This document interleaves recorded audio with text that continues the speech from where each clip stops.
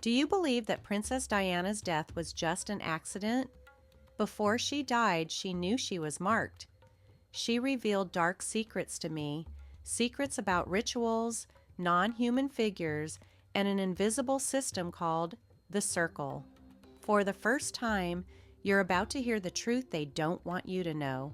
Subscribe to this channel, share this video, and leave your comment below. What do you think really happened to Diana? Because the story you know is far from complete. My name is Tom Harrington, and my job was to protect lives. That's what I did best. But what I didn't know then was how unprepared I truly was for the life of the one person I couldn't save. I grew up in a modest village in the English countryside where life was simple but tough. My father worked in a steel factory, and my mother, a nurse, did everything she could to hold the family together.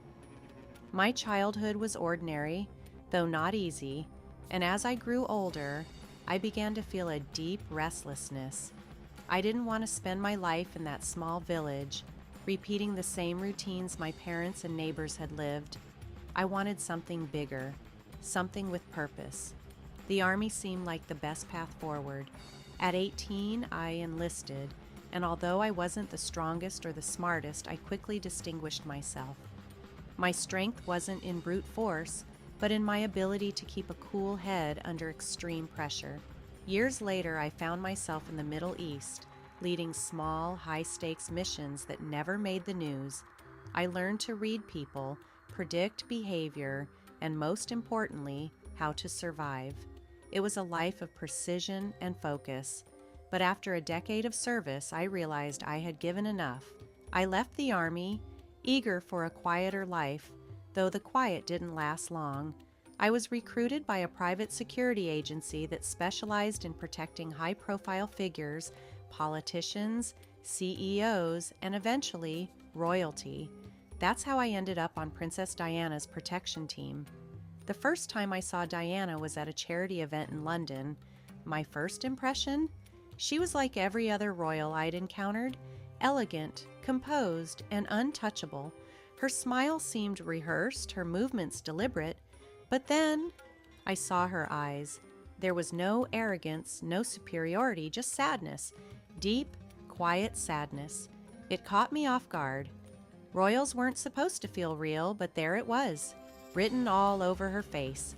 When I was assigned to her personal security team, I had mixed feelings. I knew it would be a demanding role. Diana wasn't just adored by the public, she was also relentlessly pursued by the media. Paparazzi swarmed her every move. Fans, some harmless, others dangerous, tested every boundary. And there was always the shadow of potential attacks from those who viewed her as a political or cultural threat. I thought I knew what I was getting into, but meeting Diana changed everything. The first real conversation we had was during an official trip to France. We were in a car driving to a charity dinner when she suddenly spoke. "You served in the Army, didn't you, Tom?" she asked. I was startled. Royals weren't usually interested in the lives of their staff. I confirmed, and she nodded thoughtfully before continuing. "It must have been difficult," she said, "always putting duty above yourself." Her words caught me off guard. How could someone like her, someone born into wealth and privilege, understand that kind of sacrifice? But then she smiled, sadly, knowingly, as if she could read my thoughts. That's what we do, isn't it? Put other people's expectations above what we really want. In that moment, I saw her not as a royal or a public figure, but as a person. A woman struggling to balance her own humanity with the impossible weight of the world's gaze. Over time, I began to see her life more clearly. Yes, there was wealth. Yes, there was glamour. But there was also isolation.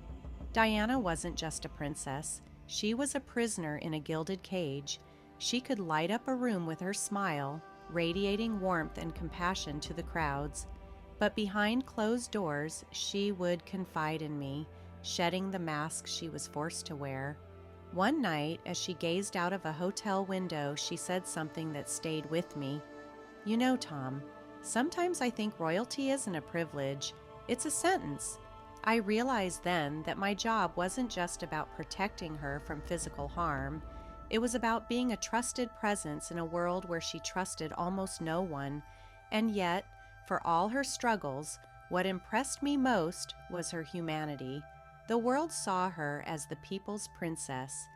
I saw someone who was simply trying to live authentically in a world that punished authenticity. If I had known then what I know now, I might have done things differently. Maybe I would have urged her to leave, to run far away from the world that demanded so much of her.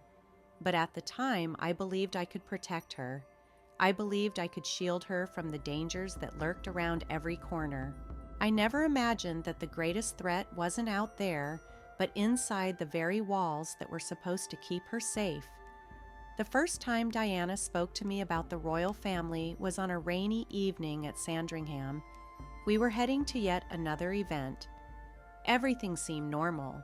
The practiced smiles for the cameras, the carefully rehearsed greetings, the dazzling glow that audiences adored. But once we were alone, her demeanor shifted. Her voice dropped and she leaned closer.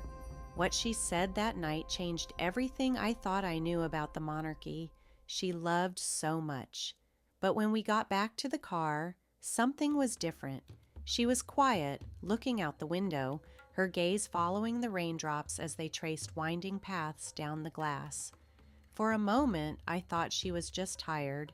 But then, breaking the silence, she asked, "Do you believe that some people are born with their destiny already set, Tom?" Her question caught me off guard. I hesitated, unsure of what she meant. "I guess it depends on what you mean by destiny, Your Highness," I replied cautiously. She turned her head slightly toward me and corrected softly, "Diana. You can call me Diana." It was such a simple gesture, but it carried an immense weight. That was the first of many conversations where she began to let me into a world that very few had ever seen. A world where appearances were deceiving, where nothing was quite what it seemed. As the days went by, she started to tell me what it was really like to grow up royal. "It wasn't like the fairy tales people imagine," she said one evening, her voice heavy with emotion. "It's a system, an immense machine that treats people like parts, replaceable parts." I stayed silent, sensing that she needed to speak. "I've always felt like I was chosen, not for who I am, but for what I represent," she continued. Her voice trembled slightly, but she pressed on. "My marriage to Charles, it wasn't love, Tom. It was a contract, a deal." I looked at her, but she kept her gaze fixed on the ground, as if the words were too heavy to meet my eyes. "I wasn't chosen as a person. I was chosen because of my bloodline, because of my protective blood." The phrase puzzled me. "Protective blood?" I asked, trying to understand. She sighed, turning her head away. "It's complicated. They believe there's something in my lineage, something that needs to be preserved, something ancient." Her words lingered in my mind for weeks. I tried to rationalize them, to make sense of what she was saying. But the more I thought about it, the more I realized that she was telling me something far more profound than I had first understood. As time went on, Diana began to open up even more, sharing glimpses of life behind the walls of the royal family.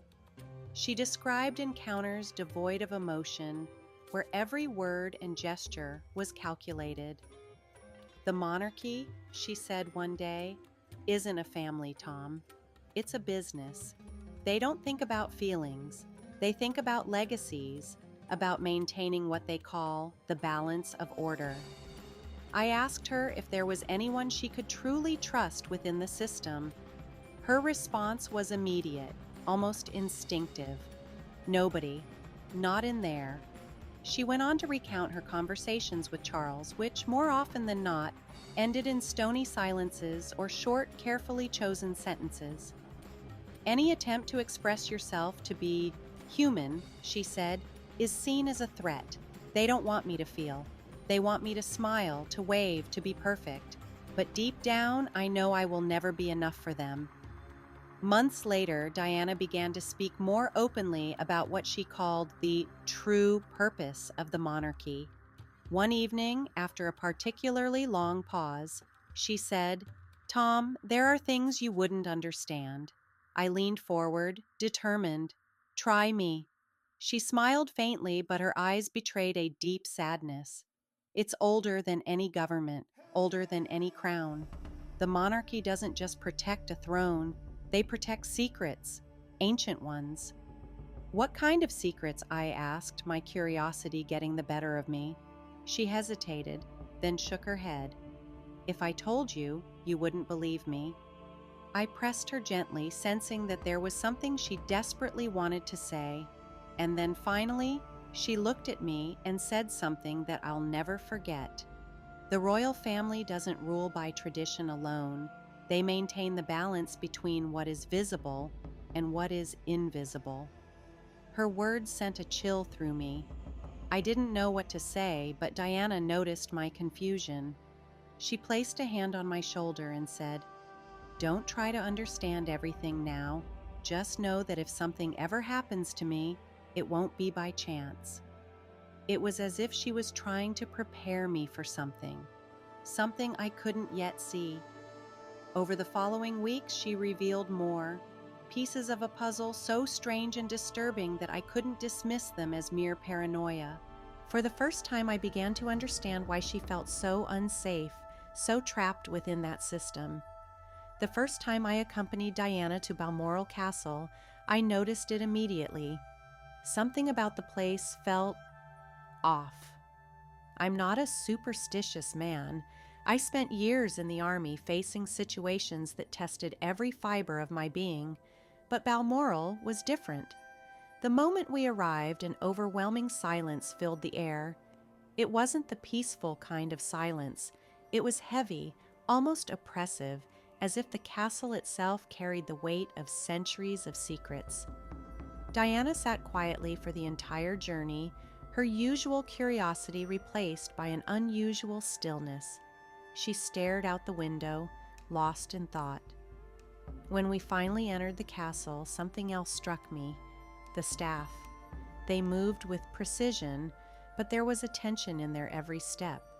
It was as if they were constantly on edge, avoiding certain corridors, exchanging quick glances but saying nothing aloud. That night, while Diana dined with the royal family, I patrolled the halls. The castle seemed endless, its corridors twisting and turning like a labyrinth. The deeper I went, the more I felt it, an unshakable sensation that I wasn't alone. The walls seemed to whisper, the shadows seemed to move, and every step echoed like a warning. Diana had told me once that Balmoral wasn't just a residence, it was a fortress of secrets. Standing there in the eerie stillness of those ancient halls, I began to believe her. The walls were immense, towering, and suffocatingly silent. They seemed to drink in every sound, leaving the air heavy with a stillness that felt unnatural. It was the kind of quiet that made you strain your ears, unsure if you were hearing nothing or something you couldn't quite place. And then I heard it. A low noise, faint, almost like a whisper. It drifted in from a hallway to my left.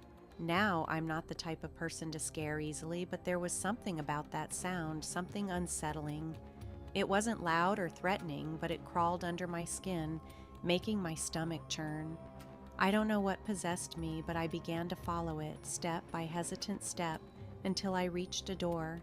It was slightly ajar, revealing a dark staircase leading to the basement. The noise was clearer now, definitely coming from below. I stood there, frozen, wrestling with the urge to push the door open and go down. Before I could decide, I felt someone behind me. It was Diana. "Don't go there, Tom," she said, her voice firm but hushed. Her face was pale, and her wide eyes glistened with an urgency that made my blood run cold. "Not tonight." There was something about her expression, her raw, unspoken fear, that left me no room to argue. I simply nodded and stepped back. Later that night, when we were alone and away from everyone else, I asked her about it. "What's so wrong with that place?" I whispered, careful not to be overheard. She hesitated, clearly torn between telling me the truth and keeping it to herself. But eventually, she spoke. Balmoral, she said softly, is not just a castle, Tom. It's like a portal. There's something here, something no one can explain but everyone feels. Her words sent a chill down my spine. Are you talking about ghosts? I asked, half joking to lighten the mood. But Diana didn't laugh. She shook her head slowly. Number, it's worse than that. Ghosts upset you. This consumes you. Over the next few days, Diana opened up more, sharing fragments of what she knew or felt about Balmoral. She told me about secret evening meetings held in a room on the lower floors, gatherings attended only by the most senior members of the royal family. They perform rituals, Tom. Ancient ones, she said, her voice trembling. Symbols, chants, things I don't understand, but I know they're not normal. She described strange carvings etched into the stone floors, symbols she couldn't identify, forming intricate patterns that seemed to shimmer faintly in the flickering candlelight. I've seen figures there too, she added, her voice dropping to a whisper. But they're not human. They don't belong here. Her conviction was unnerving, and I found myself shivering despite the warmth of the room. What do you mean by that? I pressed. She looked away, almost as if ashamed. I can't explain it. I just know they shouldn't be there. One night, Diana woke up screaming. I rushed to her room to find her sitting upright in bed, her face streaked with tears. I saw them, Tom, she gasped between sobs. They were around the table, and they saw me too. She was trembling, her hands clutching the sheets like a lifeline. I didn't know what to do or say. Part of me wanted to dismiss it as stress or an overactive imagination. After all, the years of isolation, relentless scrutiny, and pressure had taken their toll on her. But deep down, I couldn't shake the feeling that she was telling the truth. It wasn't just her words, it was the way she spoke, the fear in her eyes. Balmoral, I began to realize, wasn't just an ancient castle. It was something more, something darker, and whatever it was beyond my understanding, no matter how much I tried to rationalize it. When we finally left Balmoral, Diana turned to me with a seriousness I'd rarely seen in her before. Promise me something, Tom, she said. Anything, I replied, eager to put her at ease. If something happens to me, she began, her voice trembling, remember what I told you, remember everything. I promised her, and to this day Balmoral haunts me, not because of what I saw, but because of what I didn't see, because of what I felt. Sometimes silence carries more secrets than sound. Diana always had an uncanny intuition. She could sense things most people couldn't, notice details others overlooked. It was what made her so fascinating and so vulnerable. The more time I spent with her, the more I realized her suspicions weren't paranoia. She had a gift for reading people, situations, environments. It was almost supernatural. In 1996, on a cold November afternoon, she confided something to me that I'll never forget. We were at her residence in Kensington Palace. She had just returned from an event, looking exhausted but strangely calm. "Tom," she said, kicking off her shoes and sinking into a chair, "can I ask you something?" "Of course," I replied. She hesitated, her fingers tracing invisible patterns on the armrest. "Do you think some people know when they're going to die?" Her question caught me off guard. I paused, searching for the right response. "In the army," I said finally, "I've met men who claimed they had premonitions before dangerous missions, but it didn't always mean anything." Diana's gaze locked onto mine, her expression a mix of sadness and acceptance. "Have you ever known, Tom? Known something bad was going to happen?" I took a deep breath. "Maybe, but never for certain." She nodded as if my answer confirmed something for her. "I don't think I'll live much longer, Tom," she said quietly. "I feel like I won't make it to 40. Her words hit me like a punch to the chest. "Don't say that," I urged her. "You're just tired. It's the stress, all the pressure." But she shook her head, a small, knowing smile on her lips.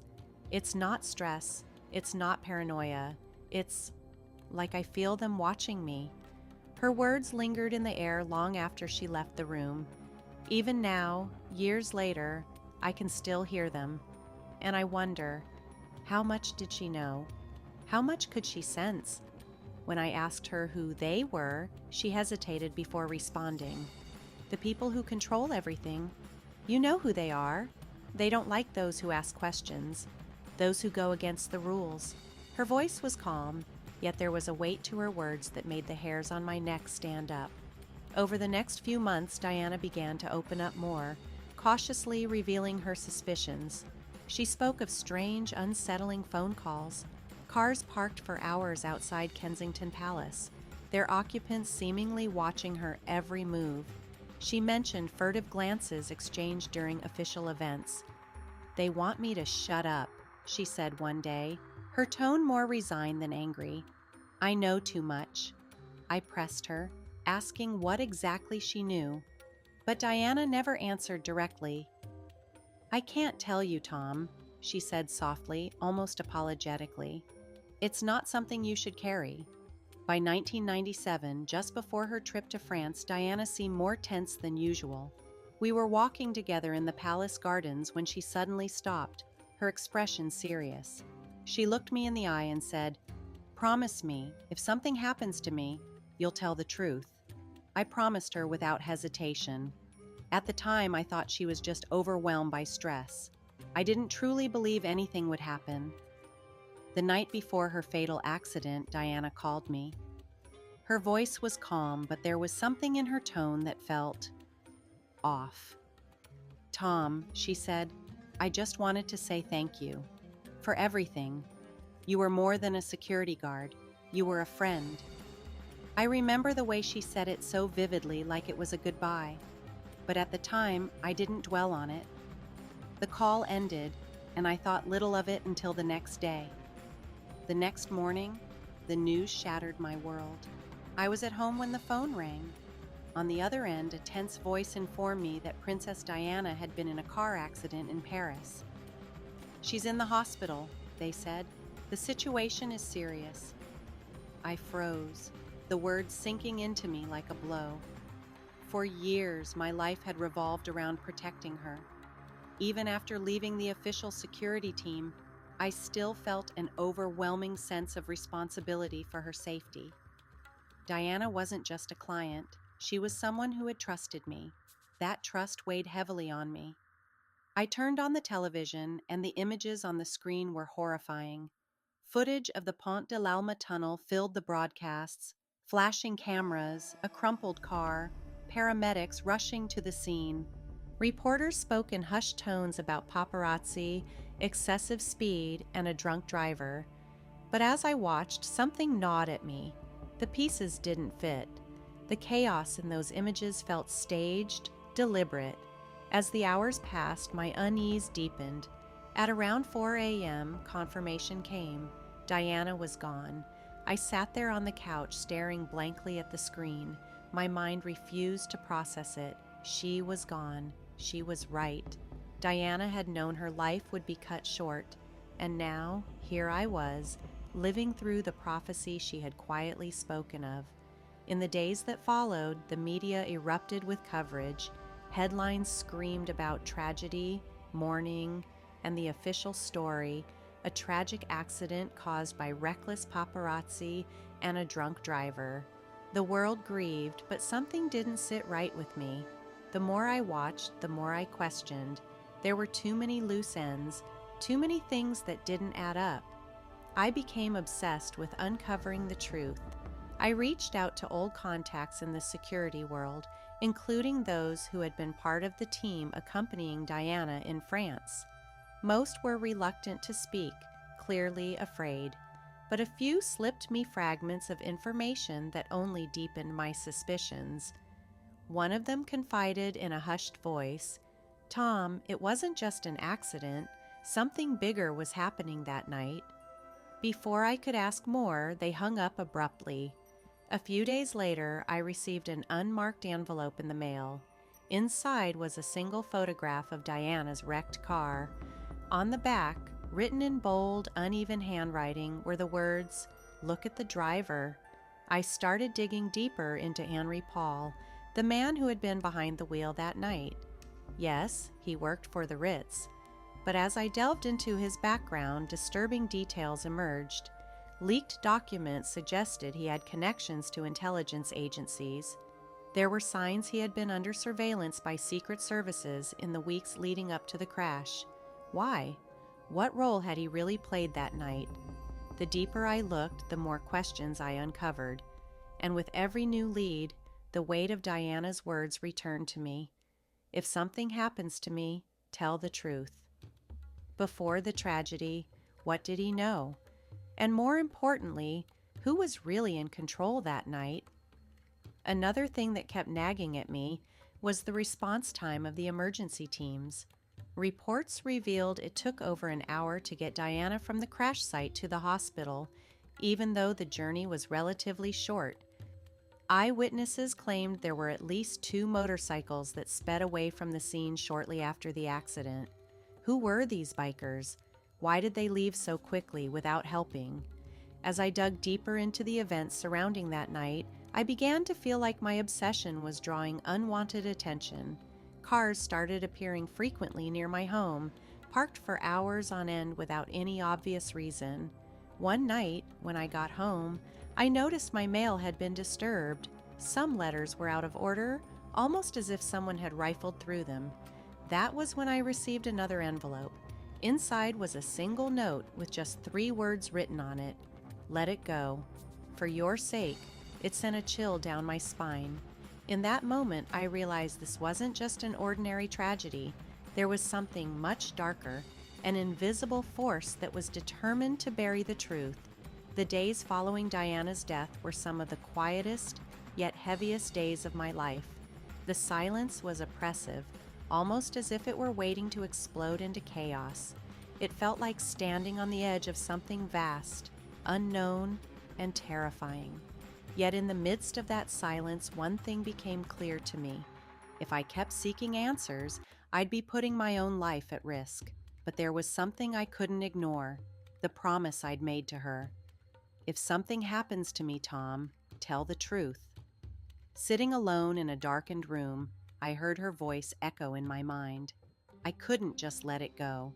Diana had died, but the truth she carried, what they wanted so desperately to hide, was still alive. After her death, my life unraveled in ways I could never have imagined. At first, it was pure grief, an unbearable weight pressing on my chest, a crushing emptiness that refused to let me breathe. But then, the whispers began. People I trusted suddenly avoided me. Old friends and acquaintances cut ties without explanation. It was as if I had become toxic, someone they couldn't afford to be associated with. I knew something was happening, something bigger than me, and somehow I was now a part of it. Not long after the accident, I noticed I was being followed. At first, it wasn't obvious. A car parked across the street for hours, someone on the subway who seemed to always take the same train as me. But over time, the signs became impossible to ignore. One morning, I woke up with a strange, uneasy feeling. My apartment looked exactly as I had left it. Nothing out of place, nothing broken, yet something felt off. That's when I saw the photo. It was a picture of Diana and me, taken years ago at a public event. Someone had folded it neatly in the middle and placed it on my table.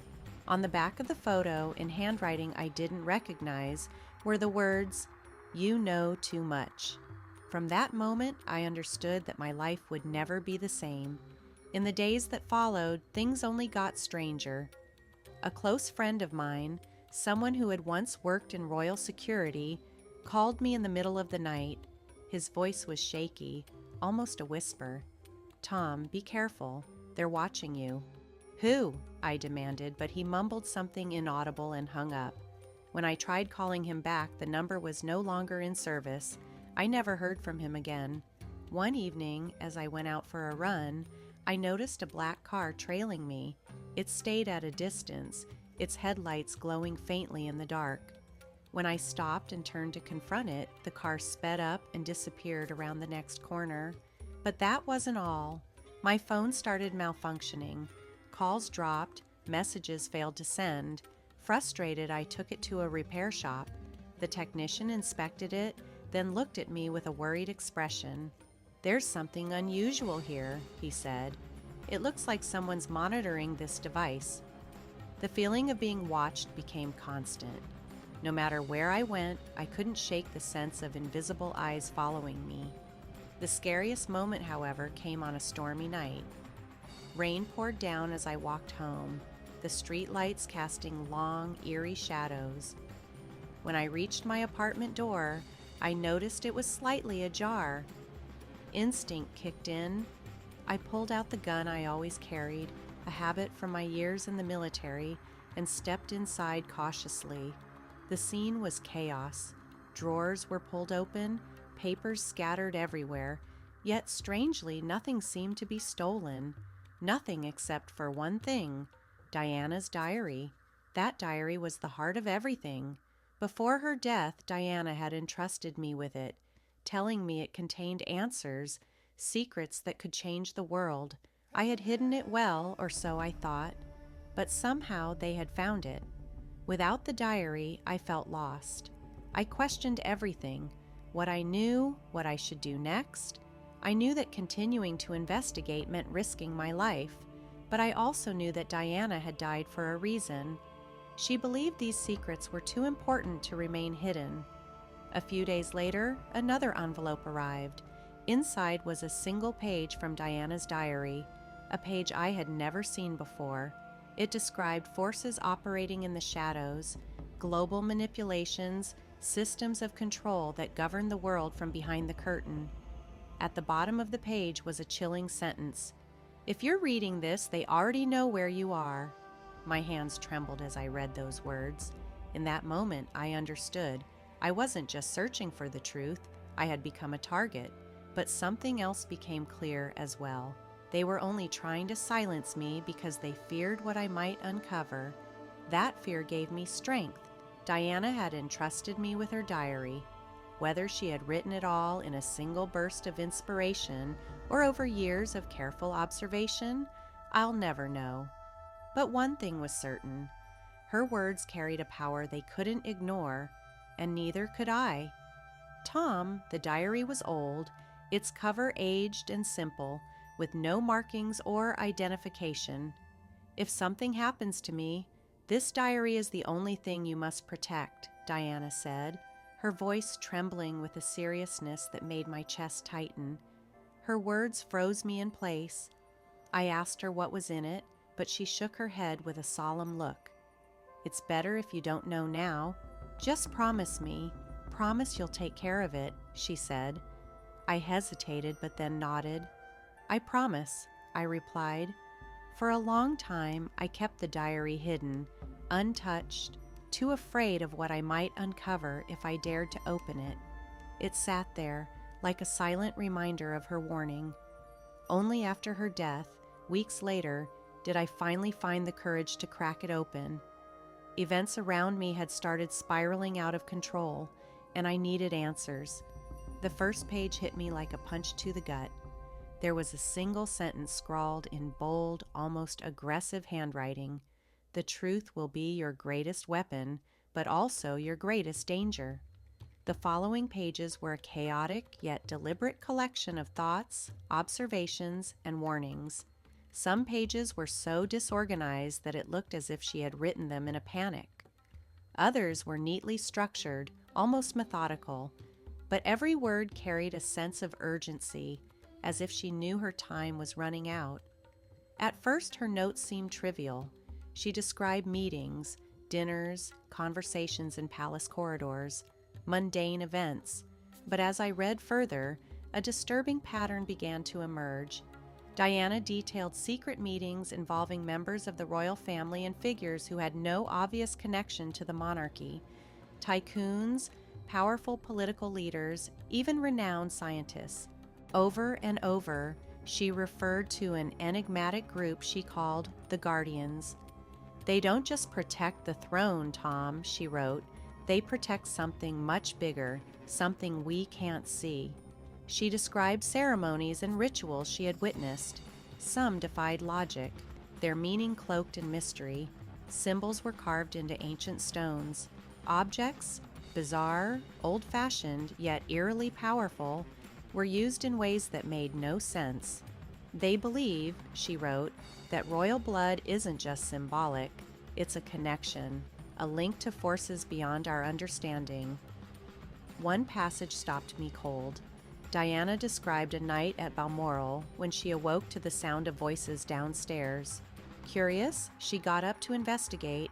What she found was a dimly lit room, illuminated only by flickering candlelight. A group of people, their silhouettes familiar, were gathered around a table. But as she got closer, something felt off, terribly off. Their eyes, she wrote, their skin, even their movements, they didn't look human. The words on the page were frantic, almost unsteady. She spoke of an overwhelming primal fear, an instinctive sense that something was deeply wrong, not just with the people in that room, but with the very reality around her. Elsewhere in the diary, Diana repeatedly mentioned an artifact she called the scepter. She insisted it wasn't just a ceremonial relic. It's a channel, she wrote. They believe it connects them to what they call the Old Ones. I didn't understand what she meant by Old Ones, but her conviction was chilling. She was certain the monarchy's role went far beyond ruling a nation. It was connected to something ancient, something incomprehensible. Then there was the list, a long, meticulously compiled list of names. Some were recognizable: politicians, high-ranking officials, influential public figures. Others were complete mysteries to me, but Diana considered all of them integral parts of this secretive inner circle. "If I die," she wrote on one of the last pages, "it wasn't an accident. They know I know too much." I read those words over and over, my heart pounding. Every page of the diary filled me with a mixture of fascination and dread. The further I delved, the more I realized that Diana had uncovered truths no one was meant to know. What terrified me most was the realization that she knew she was being watched. In several passages, it was as if she were speaking directly to me. "If you're reading this, Tom, it means their plan worked, but the truth may still be revealed." By the time I finished the diary, I understood that it was both a key and a death sentence. It exposed the secrets of a global system of control, one that operated far above governments or borders. But in doing so, it placed me in the crosshairs of those who would kill to keep these secrets buried. Days later, the diary vanished, stolen from my apartment. I panicked, but thankfully I had already made copies of some of the pages. Still, what I had wasn't enough to fully comprehend the scope of what Diana had uncovered. It was enough, however, to attract attention, unwanted attention. Now I carry the weight of Diana's legacy, her words, her fears, her warnings. I made a promise to her, and that promise has become my burden. But more than that, it's become my responsibility. What do I do with this knowledge? How far am I willing to go to uncover the full truth? And most importantly, am I ready to risk my life to expose what Diana so desperately wanted the world to know? Her diary didn't just reveal secrets about the royal family, it shattered everything I thought I knew about the world. Every page was like a puzzle piece, pulling back the curtain on a reality I had never dared to imagine. It forced me to question everything: my beliefs, my assumptions, my understanding of what's real and what's not. For the first time in my life, it was as if I could see beyond the veil of normality, beyond the comforting illusion we call reality. Among the most chilling entries, Diana described encounters with figures she called guardians. "They're not like us. Tom," Diana wrote, "I don't know exactly what they are, but I know they don't completely belong to this world." She described strange, otherworldly details: eyes that seemed to glow faintly in the dark, voices that echoed like whispers in a cavern, and presences that made the very air around them feel heavy, almost oppressive. It was as if these beings carried the weight of something far beyond human comprehension. Diana believed these figures were not merely symbolic or ceremonial. They were the true wielders of power, operating on levels that ordinary people could never fully understand. She wrote, "The royal family doesn't just rule one country. They are a link, a channel, between what is above and what is below." These words left me unsettled. A channel, but a channel for what? One of her entries mentioned something she called the scepter. "The scepter," she wrote, "is not just a symbol of authority, it's a device." Diana was convinced that this object, central to so many rituals, had an actual purpose. "They believe it can open doors," she continued, "doors to places we were never meant to access." Her descriptions became increasingly ominous as she spoke of these so-called doors and what might lie beyond them. There were sections of the diary that referenced something she called the Old Ones. Diana seemed reluctant to write much about them, as though even putting their existence into words carried a kind of risk. "The ancients are not a myth," she wrote. "They are present, hidden, waiting." She was convinced these beings were real, silent and patient, existing just out of sight. The diary described rituals that used the scepter as a channel for some form of energy. Diana believed these rituals weren't just symbolic, but frighteningly real. She wrote about lights emanating from the scepter, forming intricate patterns in the air. She described sounds, inaudible to human ears, that made the very ground tremble beneath her feet. It was as if the scepter itself was a key to unlocking some forbidden power.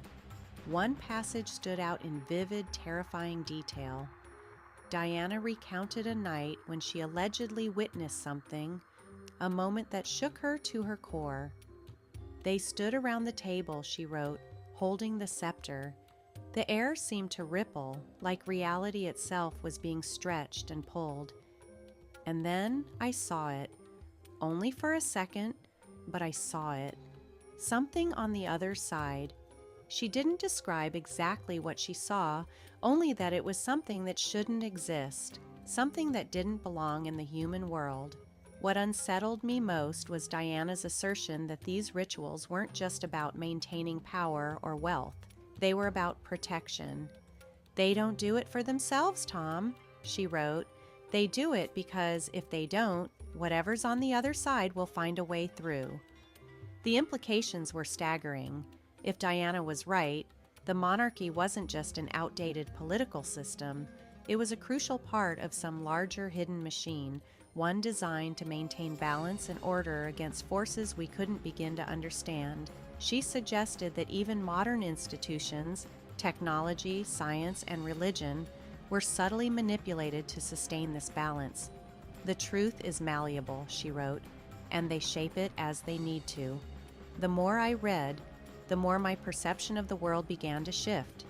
Everything I thought I knew felt fragile, insignificant, and possibly false. What was real? What was fabricated? And yet, through all the chaos and fear in her writing, one thing stood out. Diana had uncovered all this while trapped in a life where she was seen only as a symbol, not a person. She lived in a world of smiling faces, people who played their roles for the cameras but carried secrets that could shatter even the strongest minds. "I don't want to carry this burden," she wrote, "but if not me, who else will?" Her diary left me with far more questions than answers. Could it all be true? Or was it simply the result of Diana's isolation and the unrelenting pressures of her daily life? Yet as much as I wanted to dismiss it, there was one thought I couldn't escape. If what she wrote was real, then those secrets, the ones that seemed to defy reality itself, might also explain why she had to be silenced. Reading her words, I realized something chilling. By accepting the diary, I was also accepting the burden she had carried. This wasn't just her story anymore, it was mine too. The more I revisited her writings, the more I began to notice a recurring theme, something Diana called the circle. It's not just a group of people, she wrote. It's a network, a carefully constructed system designed to bury the truth and keep power in the hands of a few. The circle, she believed, was everywhere. They didn't just control rituals or ancient secrets, they controlled narratives. They decided what the world was allowed to believe. Diana's fear and desperation bled through every word. The circle controls everything, she wrote. They guard the doors, they hide the truth, and they decide who gets to live in ignorance and who doesn't. Her warnings felt both urgent and impossible to ignore. If she was right, this wasn't just about ancient forces or hidden rituals. It was about the very fabric of the world as we know it, a world built on lies, guarded by shadows, and held together by those who understood the stakes of the unseen war being fought beneath the surface. I closed the diary, my hands trembling. Every part of me wanted to believe it was fiction, just the fragmented thoughts of a woman pushed to her limits. But deep down, I knew. This wasn't just a story, it was a warning. And now it was up to me to decide what to do with it. Deciding what the public knows, what is considered acceptable, and even who can live or die. These words echoed in my mind for days. I already understood that power corrupts, but what Diana was describing went much deeper. It was something far more organized, a force that transcended governments, royalty, and ideologies. They do not act as individuals, she wrote. They are like an entity, operating in silence but with surgical precision. At first, I thought she was referring to real counselors, influential politicians, or maybe even spies. But the more I read, the clearer it became. This circle she described was something else entirely. Diana portrayed it as an invisible network connecting the most powerful figures across the globe. It wasn't just the royal family she mentioned.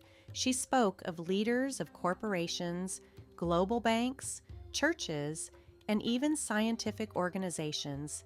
They were everywhere, yet unseen. And that, she said, was exactly how they preferred it. One of the most chilling aspects of the circle was how they dealt with threats. Diana understood the danger of challenging them. They don't kill people with weapons or poison, she wrote. They delete them. To her, this meant turning individuals into disposable stories, tragic accidents, or sensationalized scandals. She described how the circle used the media to manipulate public perception. The notion that a princess could die in a tragic car crash was far easier for people to accept than the idea that she might have been murdered. All we see is a play, Diana wrote, and the audience applauds, unaware that the script was written long before the performance began. What haunted me most was what Diana believed about the circle's role in rituals and their ability to control forces beyond human comprehension. According to her, they didn't just manipulate society, they maintained a kind of equilibrium between the visible and invisible worlds. They don't do it purely out of greed, at least not entirely, she wrote. They are afraid. They know that if the balance is broken, everything will fall apart. This revelation left me stunned. Was the circle protecting the world, or were they simply protecting themselves? Diana described secret meetings that sounded more like dark conspiracies than any formal gathering. They occurred in secluded locations, far from prying eyes, where decisions were made that shaped the lives of millions without anyone knowing. I was there, Tom, she wrote, not as a participant, but as a reluctant observer. She recounted a specific dinner held at an isolated estate in Scotland, but it wasn't a dinner in the traditional sense. There was no food. Instead, symbols were etched into the walls, and the attendees spoke in tongues she couldn't understand. She described an overwhelming sense of being watched, not just by the people in the room, but by something that felt far more unsettling. It wasn't their eyes that scared me, she wrote. It was what was behind them. By the time I finished reading Diana's diary, I understood the gravity of what she had uncovered. She knew too much, and the circle knew it too. That's why she became a threat, not because she wanted to destroy their system, but because she existed outside of it. Diana wasn't like them. She was an anomaly, and in their world, anomalies aren't tolerated. As I read her words, I couldn't shake the feeling that the same circle was now watching me. I began to sense their presence, an invisible pressure, shadows in my life. Everything Diana had written felt undeniable. The circle would never allow this truth to come to light. Knowing this, I faced an impossible choice. If I stayed silent, I could live a relatively safe life. But if I spoke the truth, I would risk everything. Both paths carried a price. For days, I sat with the stolen copies of Diana's diary pages, rereading every word. I remembered the promise I made to her that night, when she looked me in the eye and said, "If something happens to me, you need to tell the truth, Tom. People need to know." But the truth was dangerous. The circle had eyes everywhere, and there was no guarantee I would even survive if I decided to reveal what I knew. And even if I lived, who would believe me? The monarchy, the media, the entire system, they were all on the circle's side. One night, while sitting alone, I wrestled with the weight of it all. Was I ready to face the consequences, or would I let fear silence me forever? I received another anonymous message. It was simple, yet chilling. "This is your last chance. Stop." They knew. They knew I was considering exposing the truth, and they weren't just warning me anymore. This was an ultimatum, a line in the sand. It was at that moment I realized there was no going back. The simple fact that I was still alive, carrying this information, made me a threat to them. And that's when it hit me. I could no longer live with the weight of a broken promise. I couldn't let Diana's death become just another forgotten chapter, swept under the rug. Diana always said, "The truth has power." And maybe she was right. Even when the truth is crushed, distorted, or buried, it finds a way to emerge. It fights to be seen. Now, I'm here, speaking to you, not because I think this will change the world overnight, but because the world deserves to know. Do you really think you understand the world you live in? Think again. There are secrets buried so deep, hidden so perfectly, that no one wants you to uncover them. But Diana knew. She saw behind the curtain, and they silenced her for it. Now it's your turn. Do you believe the official version of the story, or does something deep inside you sense that there's more? If this story has struck a chord with you, if you feel there's a bigger picture hiding behind the sanitized narratives we're told, then subscribe to this channel. This is where we shine a light on the darkest mysteries and the most uncomfortable truths the world wants to ignore.